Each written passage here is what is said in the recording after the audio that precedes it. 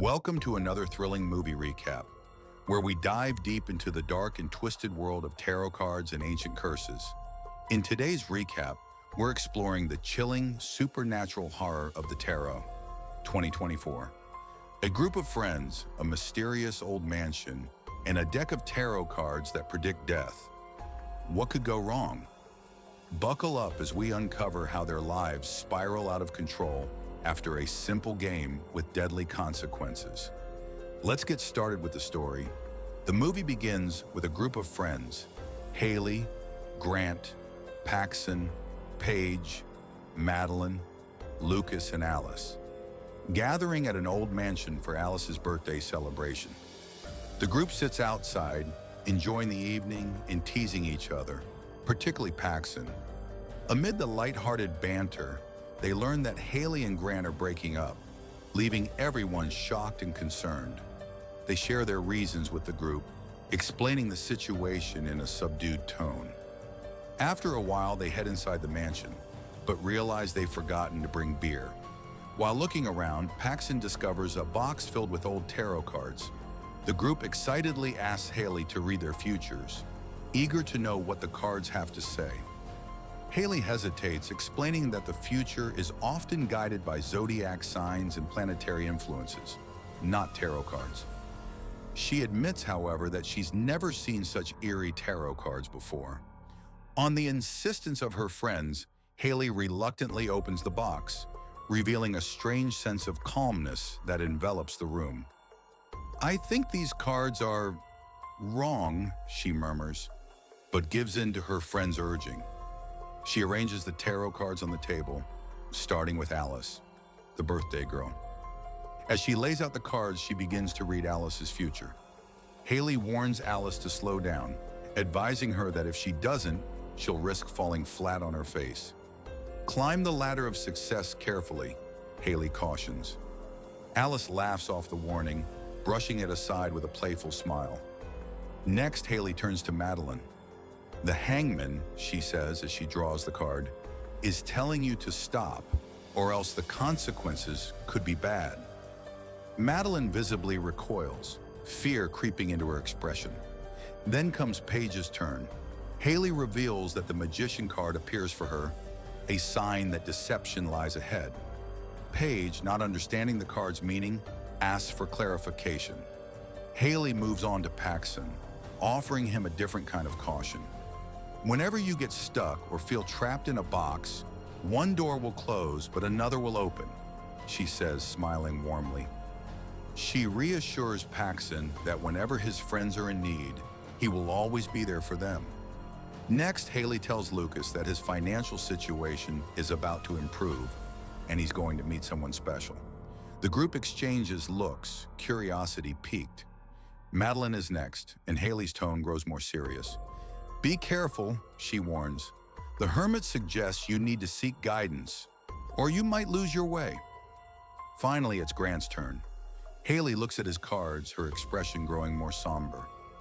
"Your horoscope shows that you will face difficult times ahead. You will have to make a sacrifice or risk losing someone close to you." Grant, slightly skeptical, responds, "If you know so much, then what about your future?" Reluctantly, Haley turns to her tarot cards. She draws the death card. "Love is harmful for me," she says softly, her voice tinged with sadness as she gazes at the card. The next day, the group heads back to the old mansion. Alice, feeling nostalgic, takes a picture with Haley's phone and sets it as the wallpaper. They all part ways, heading to their respective homes. Along the way, they talk about horror stories, and Lucas proudly shares that he won $500 from a bet. The group is shocked by his unexpected win. Later, Alice is on the phone with Paige when she notices something unsettling: a ladder hanging from the roof. She attempts to adjust it, but when she looks again, it has mysteriously hung itself back up. Concerned, Alice climbs up to investigate, only to find her tarot card resting on top of the ladder. As she examines it, she is overcome by a dark shadow. Before she can react, she loses her balance and falls, injuring herself. The shadow then attacks her with the ladder and kills her. The following day, Alice's friends are devastated by her sudden death. Paige is particularly shaken, recounting how she was speaking with Alice just before the accident. Haley tries to console her, offering to stay with her that night. Paige sees Alice's photo and is left feeling even more unsettled. Meanwhile, Lucas proposes to Madeline, and the two share a brief moment of affection. Madeline heads to her room, while Lucas continues with his day, but the unease continues to grow. Haley tries to reassure Paige, telling her that whatever is meant to happen will happen. Meanwhile, Lucas begins to feel the weight of the situation when he notices that his own tarot card image appears to be following him in the form of a shadow. Terrified, he rushes to a station to escape. As the tension builds, Grant and Haley discuss their fears when they learn that Lucas has died in an accident. The police question the group, informing them that Lucas had been in a restricted area before his death, but eventually the authorities let them go. At home, everyone agrees that they should stay together to avoid further tragedies. Paxson, shaken by the events, says, "What if there's a killer among us, picking us off one by one?" The group tries to console him, advising him to avoid watching murder mystery movies that might fuel his paranoia. Madeline suggests that it could all just be a coincidence, but Haley firmly disagrees. "I don't believe in coincidences," she says. "I believe in destiny, but only when it remembers what it has already done." She reveals that her friends are dying in the exact manner that she had predicted. "I told Lucas not to break the rules and go down the wrong path. He did, and now he's gone. I warned Alice that she might fall flat on her face if she didn't slow down, but she didn't listen. She climbed the ladder too hastily." After Alice's tragic death, Grant dismisses the idea of supernatural forces, saying, "I don't believe in these things." Paxson, however, recalls that Haley had predicted Lucas would benefit financially, and indeed Lucas had won $500. This makes everyone think there might be more to the situation. Haley, feeling desperate for answers, turns on her laptop and begins researching tarot cards. She stumbles upon a tarot reader named Elma Strum. Determined to find out more, the group travels to meet Elma. They arrive late at night, and Elma listens intently as Haley recounts the eerie events. Elma asks Haley about the tarot cards, prompting Haley to explain how the cards seem handmade and unsettling. When Haley describes the wooden box they were kept in, Elma confirms her suspicions. "I made those tarot cards," Elma reveals. She then shares a chilling history about the cards. In 1951, 6 people died after reading the tarot cards. In 1969, another 8 people met similar fates in London. Then, in 1988, a group of friends who read the cards during a weekend retreat saw one of them die, leaving only one survivor. Haley notices a photograph of the group on Elma's wall. "Why do you know all this?" Haley asks, confused. Elma responds, "I was the one who survived in London. I read everyone's future, but I didn't read my own. I didn't understand then, but after a lot of reflection, I realized that I hadn't read my card, which is why I survived. I found that card again years later, but 15 years ago, someone in Manhattan bought it. Since then, I haven't found it. But if the card is disturbed, something will happen." Elma goes on to reveal the dark history of the tarot cards. She tells a tragic tale of an astrologer from Hungary in 1798. A count and his wife were expecting a child, but the astrologer predicted that neither the wife nor the child would survive. Enraged, the count demanded that the astrologer change the future, but she couldn't. The astrologer and her daughter were eventually cast out of the village. When the count's wife and child died, the astrologer's daughter was killed as an act of revenge. Consumed by rage, the astrologer sacrificed herself to curse the cards with dark magic, causing them to affect anyone who reads them. The count and his men perished, and from that point on, the cards were a curse that could lead to death. Elma warns the group, "You're all cursed. The only way to break the curse is to destroy the cards." With this unsettling knowledge, the group heads home.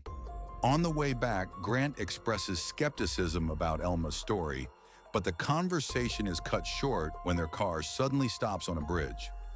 Madeline, in a panic, exits the car and runs off. Haley chases after her, but before she can catch up, the shadow traps Madeline and kills her. Later, Haley reveals that Madeline's tarot card was the Hangman, and it was this card that led to her death.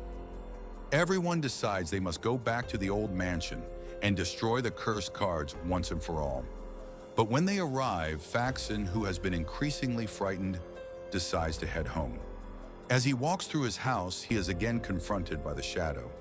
Terrified, he enters the elevator, but the shadow follows him. It attacks him inside the elevator, though Faxon doesn't emerge.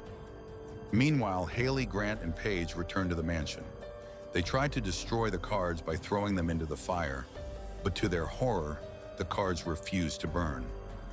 Haley urgently calls Elma for help, desperate to find a way to stop the curse. Elma arrives and instructs the group to gather the tarot cards. They place the cards on a table, and Elma begins the ritual.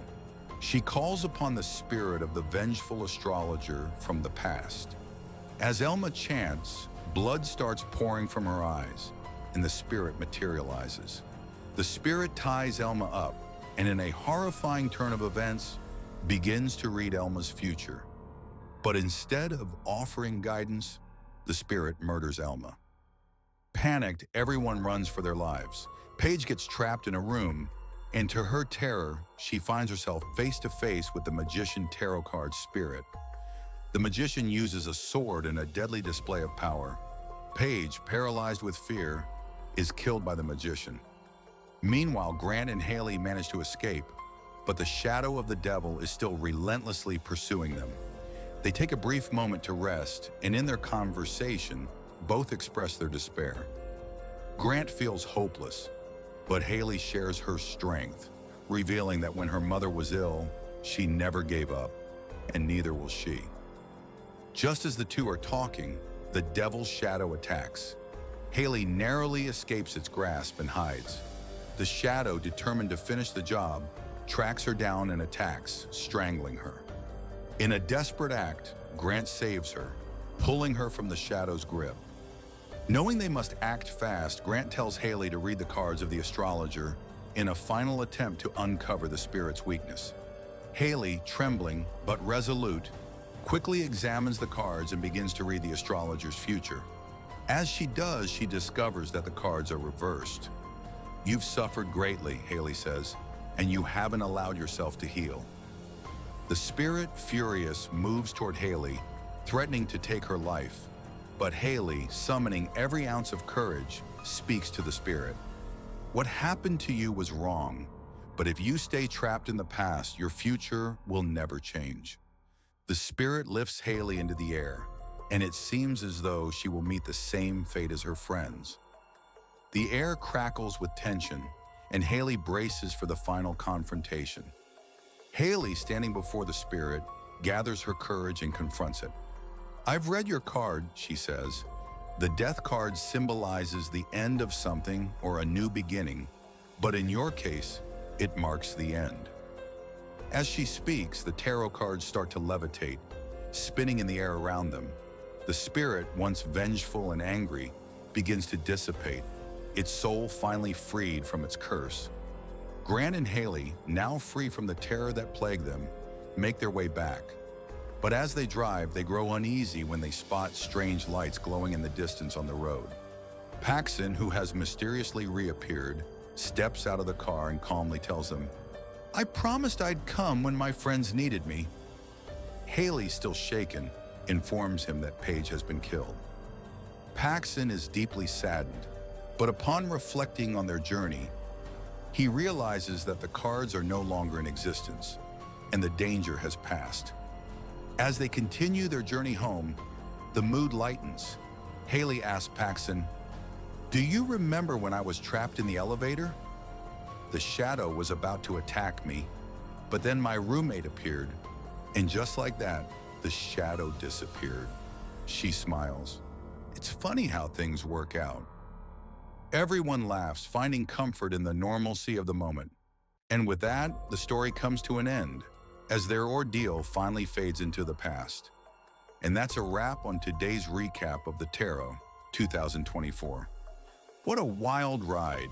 If you enjoyed this intense, supernatural thriller, don't forget to like, subscribe, and hit the bell icon so you never miss a recap.